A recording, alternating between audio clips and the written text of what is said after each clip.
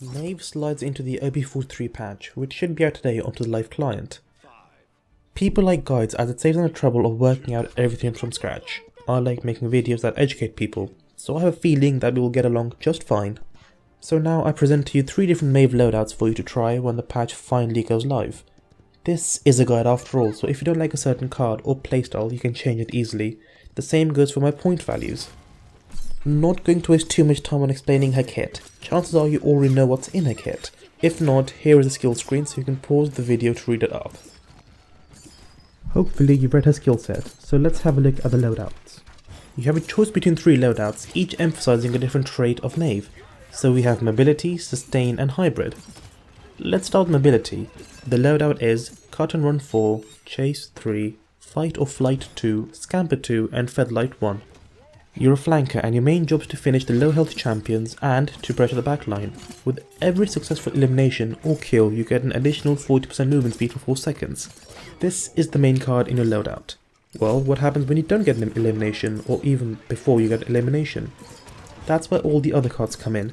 Chase gives you additional movement speed during prowl, which already makes you go 80% faster. Scamper gives you 20% additional movement speed for 2 seconds after you use pounce. Fight or flight does the same thing but for 9 lives. Finally we have featherlight as the 1 pointer, as that helps you to stay in the air a bit longer, giving you more mobility options. The second loadout is heavy sustain and the loadout is savagery 4, patch up 3, walk it off 2, scar tissue 2 and street cred 1. You're going to win a lot of engagements in the back line and you're not always going to have support to heal you up, so why not get health for every time you use your ability? Savagery gives you 280 health every time you hit an enemy with pounce. Patch up increases the health of 9 lives by 150, meaning you now heal for 650 when you activate it. Plus your other abilities get reset. Walk it off will heal you for 50 every second while you're in prowl, so not only do you go fast, you will also get healed 200 total if the whole duration of prowl is used. Scar tissue isn't going to heal you, but you will take 10% less damage for 4 seconds after you activate 9 lives, which again heals you for 650 and resets your pounce and prowl. Finally we have street cred as our 1 pointer, which will increase your health by a maximum of 50. Again, any other card can be added here and it doesn't have to be street cred, that's just what I added to fit the theme of the loadout. The final loadout is a hybrid option of both mobility and sustain. The loadout is cut and run 3, walk it off 3, savagery 3, scar tissue 2 and scamper 1. This should be pretty easy to understand given the 2 I've just explained above. You pounce on your target, which damages them and heals you.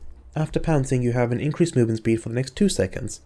Prowl will heal you for 75 per second, so for a full duration of prowl you will be healed for 300. Get an elimination and you get 30% movement speed for the next 3 seconds. Activating 9 lives gives you the effect of Haven 1 while resetting all of your other abilities. Easy peasy. Now let's talk items. There is only one core item which you need as Maeve, that is Kronos. But why Kronos bed? You can get morale boost or nimble, which gives you more speed. Well, it's easy. Maeve has a relatively high cooldown, 20 seconds for 9 lives, 8 for pounce and 9 for prowl. Keeping that in mind, here's a quick maths lesson. The bigger the number, the more effective, the smaller the percentage. So, as an example, would you rather have 50% of 100 or 5% of 10,000? 50% of 100 is 50, but 5% of 10,000 is 500. Even though the percentage in the second one is smaller, it still gives you a bigger value. Back to her cooldowns, Kronos 1 will reduce her cooldown of all abilities by 10%. So that's 2 seconds for 9 lives, 0.8 for pounce and 0.9 for prowl. While they may not seem much, there are cards which can reduce your abilities, so getting Kronos reduces the cooldown for us without wasting 3 card slots. Now, Kronos may be expensive, but the added utility you get from other cards is worth it in my opinion. The other cards are up to you. For a mobility loadout, I would pick up Kill to Heal as my secondary item if you need it. If you're doing really well, just keep Kronos. For sustain, get the protection items, Haven or Blast Shield. Again, you could kill up Kill to Heal to go over the top, or just upgrade your Kronos if you're having a very good game. For the hybrid, whatever is fine. Depending on the match and the enemy team composition, you can counter build. So there we have it. 3 loadouts with explanation and item choices. If you don't like a certain card in the loadout, change it until it feels right for you. The point of the guides is to give you knowledge so you can make decisions for yourself to accommodate your own playstyles. Now, you may have noticed my voice is slightly scratchier than usual. That's because I have a cold and a blocked nose, so thank you for sticking this long. Thank you for watching, and remember to like the content. If you really enjoy the content and want to see more, then please consider subscribing as well. It helps me, and we're nearly hitting 1000 subscribers soon. For now, champions, as always, I will see you all in the realm.